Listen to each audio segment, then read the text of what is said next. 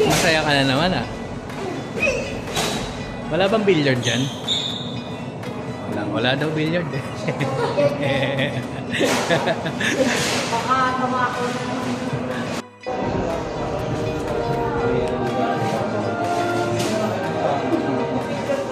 Picture sa mga kasama. Isa lang ka. Pero lang. Kasama. Bye.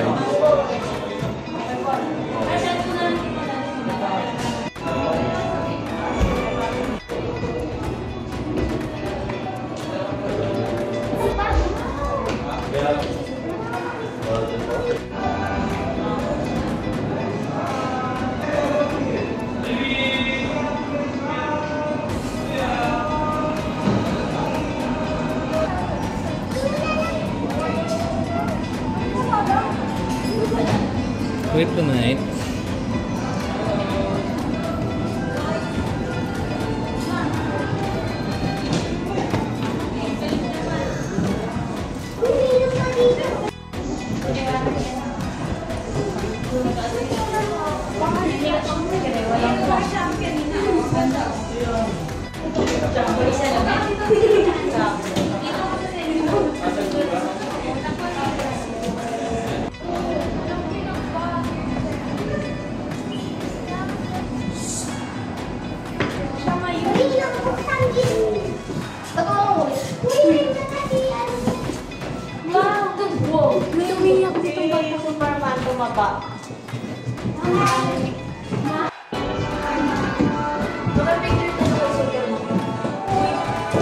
Ay, eto malaki.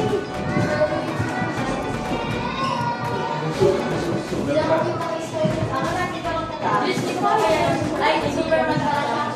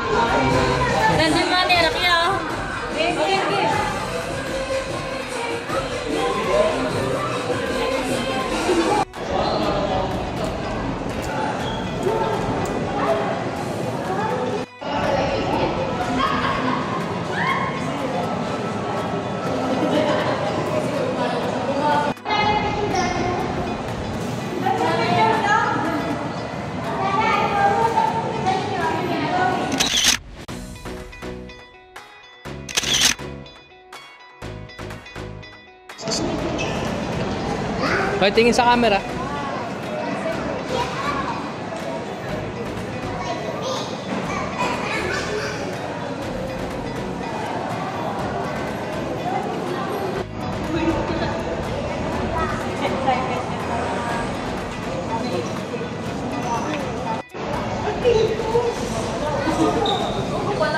Alam mo ba?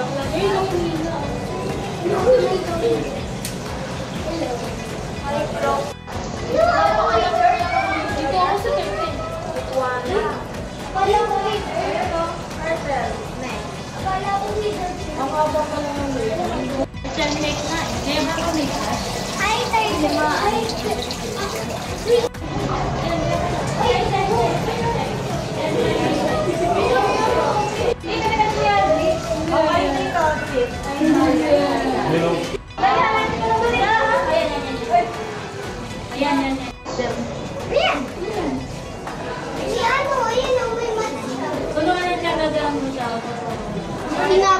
Uy, turtle!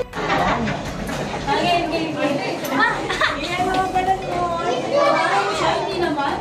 Uy, puti pa siya nakatingin. Hindi man ano, wala.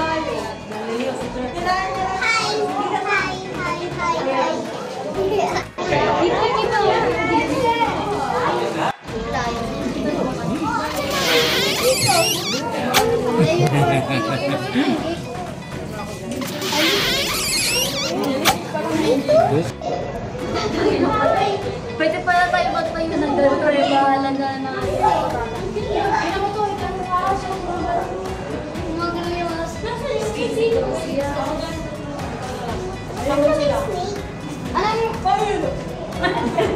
Ba't naman tayo na siya? Hi! Tara, picture tayo. Ay! Dito may picture na masama sa hindi. Hi, girl! We should take some photos kasi syempre. Ano nakita ko kanina? First is kami naman. Ano to? Ba't wala ko naman? Baka pa wala. Ay!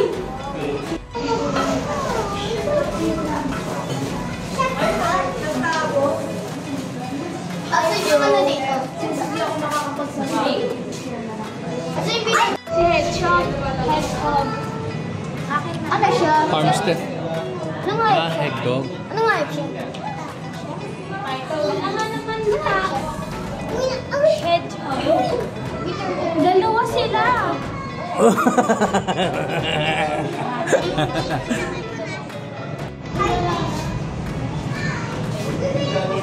Uy, yun. Palamos. Ega ka na lang, ha? Ay, dalawa. Ayan.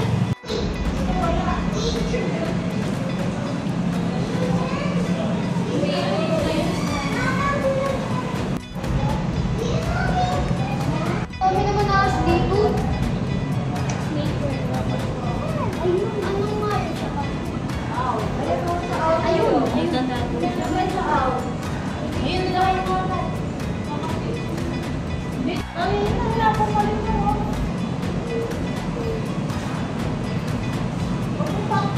Magtatanong kasi tayo dyan. Yan, yun.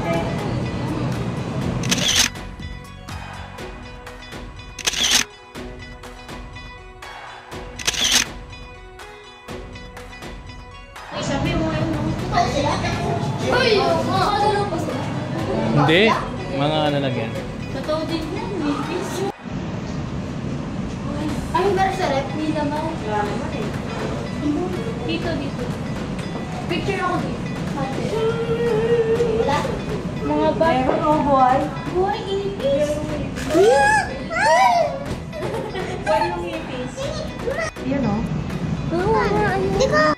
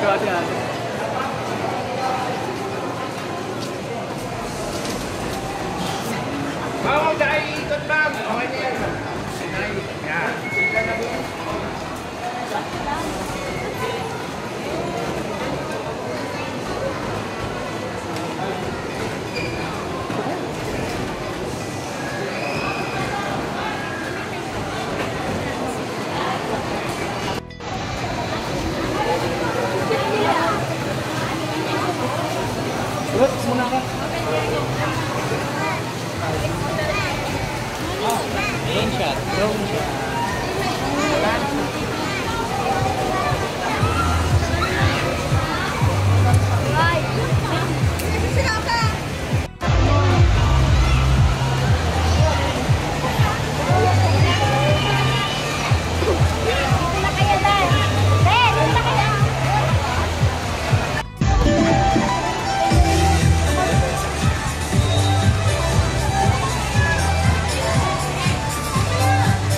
Para may yan sa It's like I'm gonna walk through. Parang ako sa concert.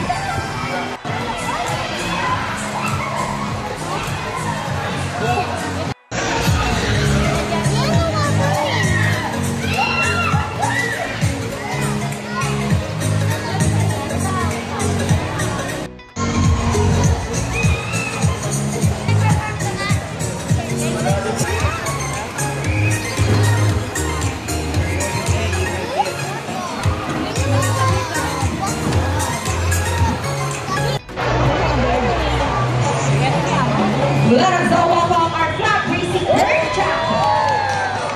Chaco is our Malukan Kakatu scientific Kakatu princesses. These birds will come in Indonesia and they are the largest among the white Kakatus. Go Chaco. There you go, the show must officially started. Round us for Chaco with trainer Vina.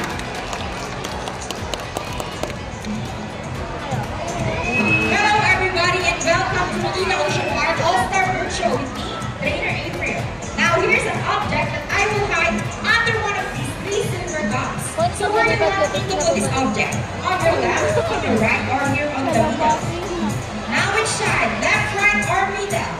Middle. Okay, so let's put it right here. Now let's go to our second bird, Gazelle. Gazelle is our sulfur-crested Kakatu scientific Kakatua galerita.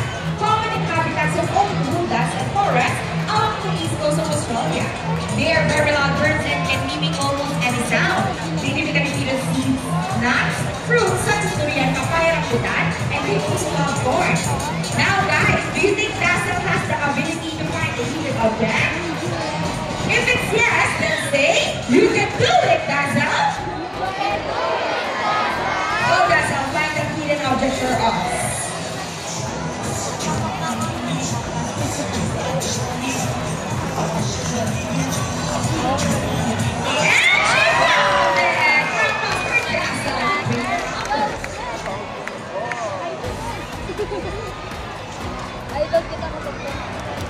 Now, for our next featured birds are the slime egg monogamous, meaning they will be partners for life. Pretty romantic, right? But as any couple will attest, in a relationship, there will always be battles. Meet Sassy and Rocky, our beautiful pair of Greek couple, and today they will battle out to see who's the best in a basketball league. But before we start this battle, I'll be dividing you into two groups. All the girls will cheer for Sassy. Come on, girls, at the stage. Sassy, Sassy, Sassy, Sassy. And all the boys will cheer for Rocky. Come on, girls, at the stage.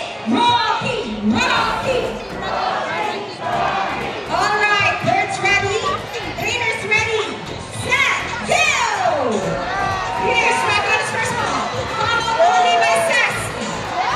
Another ball from Rocky. And it's a tie. Let's go. Who's the threat? Rocky wins! What a close game. What did you say about the trainer, Vina? You guys lose this time. Hold it, we want another race. Oh, she wants another race, trainer birds.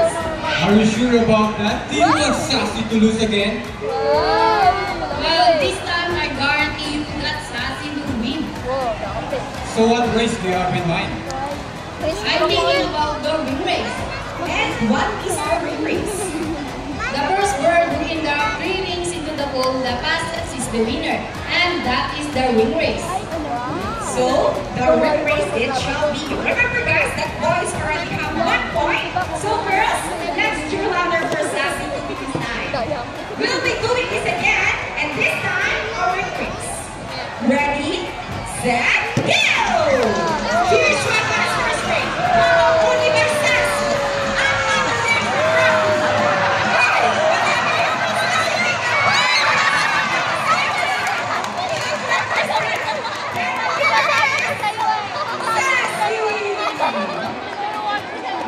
Hey, Trainer first. What can you say about that? 3 rings at the same time.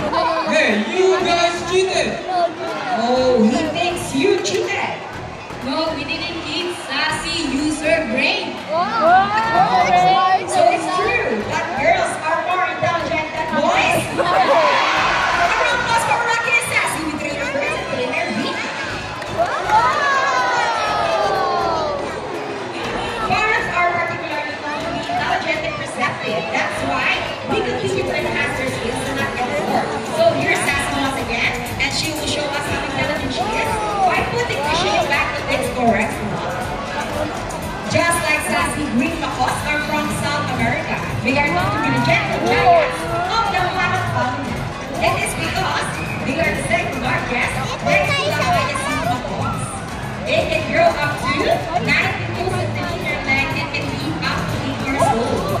Scientifically, as Marosea, they usually use nuts, salts, and minerals along their riverbeds and waterways. There you go, intelligent right? That was for Sassy and Vina. Now guys, who loves math? Everyone here knows addition, right? Well, this next battle program will leave most people baffled and amazed, even as trainers. Do you think birds can do math? But before we go our mathematical wizard, I'll be increasing numbers between 1 to 50. So any number between 1 to 50. This first number will be number 8. How about the second number? Okay, so second number will be number 30. So the equation is 30 plus 8. Let's use our mathematical wizard and solve this equation. But first, Trainer first will shuffle the number. 30. Now, let's call it a right with the call. Rocky.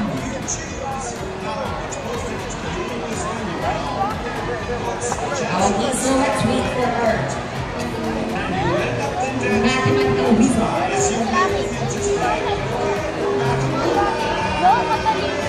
Okay, so once again, the equation is 8 plus 30. Let's see if Rocky can do this. Okay, Trainer first. Is Rocky ready? Go, Rocky. Solve the equation for us. Let's go, boy. Do the math. And he gets the first number correct. How about the second number? Okay, after the second number, Rocky. Well, Rocky loves numbers, and I think he's still calculating. You know the answer? Rocky gets the number 8. So 8 plus 30 is equals to 38. Who gives it for her? Rocky is Trainer first. So this time, do you have any idea what will happen next? Well, let's see. Let's go to Buddy Bird. Buddy is also our Beluga cockatoo. Sir, are you ready? Better, because here comes Buddy. Buddy flies over. And he gets the money and flies back. And I think Buddy will donate the money.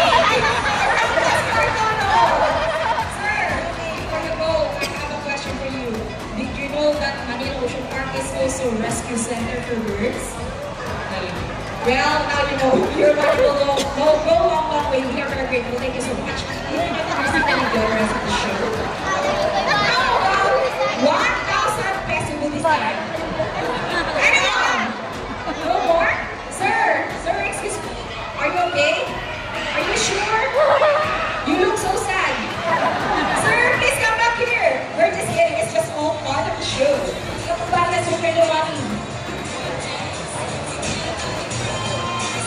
Oh, sir, Buddy saying something before Buddy gives your money back. Buddy wants to give you a kiss. Still kidding.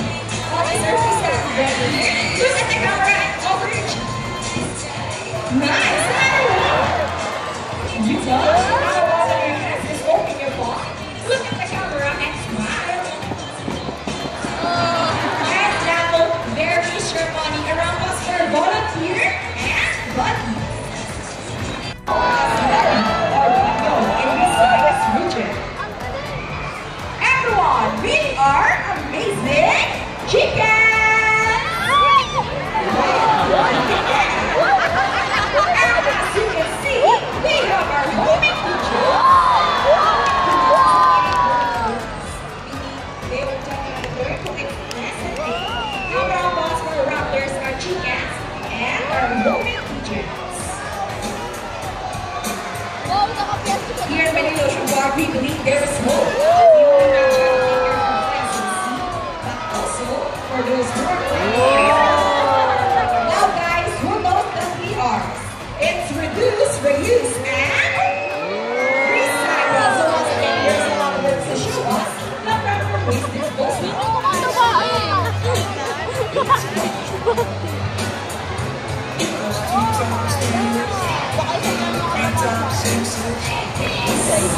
If our lovers can do it, so can we. Wow! Ladies and gentlemen, we hope you all enjoyed our show. Are the birds spectacular? Well, in our own way, no matter how small the effort, let's make fashion safety gap from exploitation or even extinction. Please let's all work hard in saving the world. Hindi may babalik. That's why. Sulit naman pala kahit matagal. Girl, hindi ko ito nakita. Ayun na! Ayun na! Ayun na!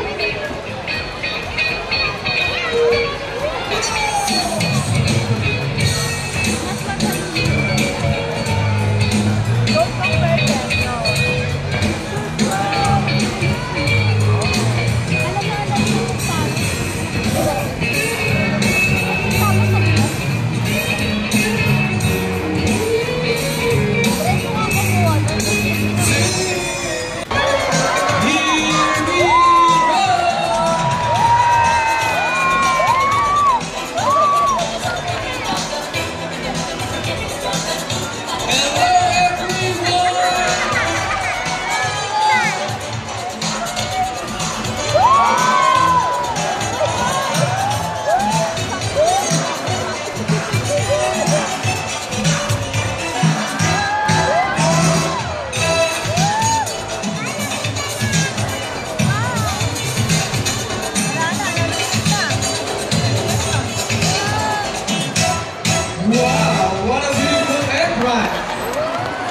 day everyone and welcome to Aquatica.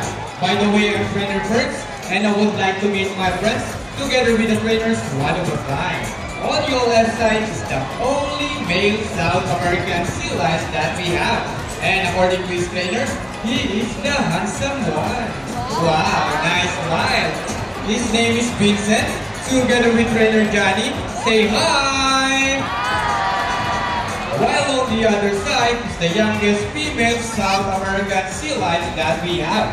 And according to his trainer, she is the sexiest. Oh, don't be shy, girl. Her name is Sandra. Together with trainer JB, say hello! Now, let's continue. So guys, do you have any idea why they're called fin or feathers put in marine mammals? Any idea? Do they have feathers? Well, let's ask them. Hey buddies, do you have feathers? The answer is no. It's actually because of their front flippers, which are shaped like a bird's wing.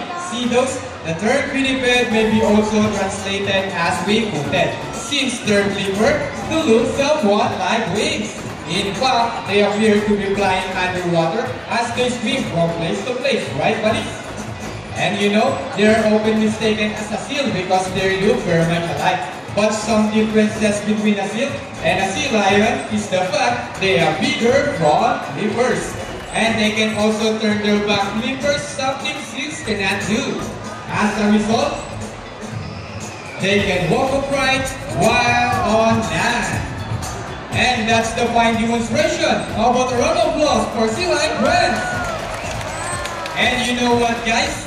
They have this long and flexible neck. How flexible? Well, check these out. So flexible, right? How about another round of applause for sea lion friends? As you can see, their bodies covered with a thin coat of short coarse hair, and their whiskers help the sea lion's sense of touch.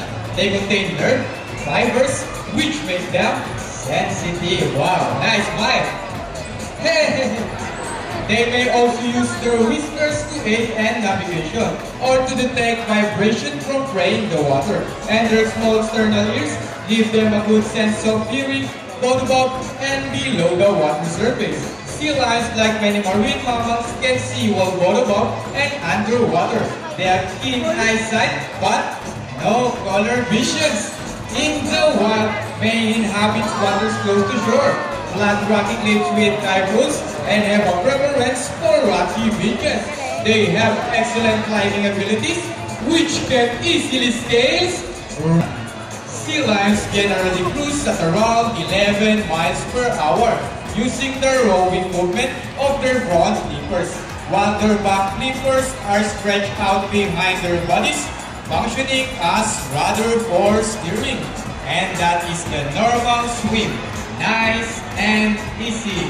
Thank you, Vincent and Trainer Johnny. But when chasing their prey or escaping from predators, they can achieve a burst speed up to... Ready, Sandra? 25 miles per hour! That is so fast! How about a round of applause for Sandra? That's sexy, yes! Wow, nice glide, bird! And another one! She deserves it! Now, here's an interesting story about the sea lion. Did you know that the US Navy has trained a few of them to take part in their special operations? Yup, that's right. They are able to hold their breath for up to 20 minutes and they can dive hundreds of feet. Abilities that even the best Navy diver would be envious of. And since cannot be detected by radar underwater, they are taught to recognize and avoid underwater mines. Alright, buddy trainers, are you ready? Well then, salute! Now, let's march. Ready? Up, 2, 3, 4, up, 2, salute! This time, could you please join our sea lion in a salute? In a count of 3, everybody please salute and make this one loud. Alright guys, are you ready? Hey guys, I can't hear you. Are you ready? Okay, let me count. 1, 2, 3. Salute everybody. Thank you so much. Well, sea lions are also used to search and recover equipment from the water. H2O. Okay, trainers, what's first? Their queen. Go ahead and get rid sea lion friends. And they got it! How about a round of applause for Vincent and Sandra? Great job, buddies! And another one! They asking for it!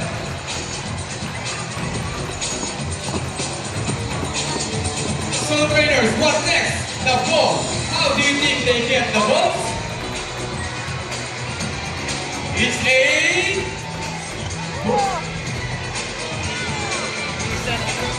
Ball balance! Careful, buddies! Almost there! Careful! Go, Vincent! Steady hand! Fantastic! A round of applause for Silver Brands! Excellent work, buddies! Now this time, would you love to see a dance number from our sea lion friends? Hey guys, where's the energy? Would you love to see them dance? Well, hear it, maestro!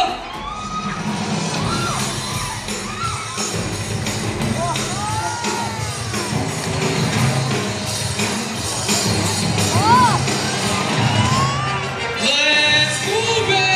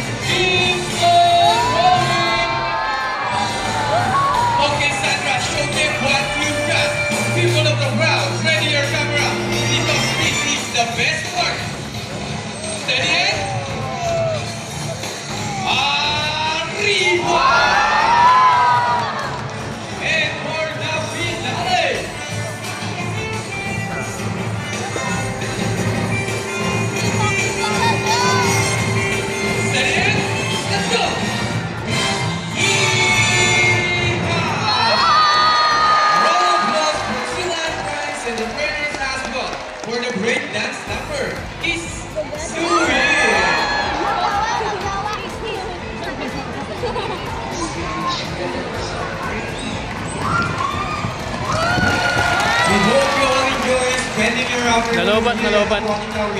Wait lang, nalobat. South American sea lions, Vincent and Sandra. And we also hope that even after you leave, you will take this experience with you wherever you go. And remember, what we do here on land greatly affects our friends in the sea. Sea lions, like many marine animals, cannot survive a trash-filled environment. So let's keep our surroundings clean. Aside from pollution, there are many other threats to their survival all over the world, such as climate change and illegal hunting. You can learn more about this inside our oceanarium. Always keep in mind that we are steward of our planet, and thus each one of us must do what we can to protect and conserve all inhabitants of our Mother Earth, including ourselves. So on behalf of Vincent and Trainer Johnny, Sandra and Trainer JP, all of us here at Aquatica and Manila Ocean Park, we would like to thank everyone for visiting us today. We hope you all enjoy and visit us again soon. So take care and have a nice day. Say goodbye to our sea lion friends. Bye! By the way guys, if you love some souvenir pictures with sea lions and birds, please approach our friendly photographer at the exit area. And again, thank you for watching! So guys, before you leave, allow me to introduce the newest attraction at Manila Ocean Park. Get ready to dive into excitement with our latest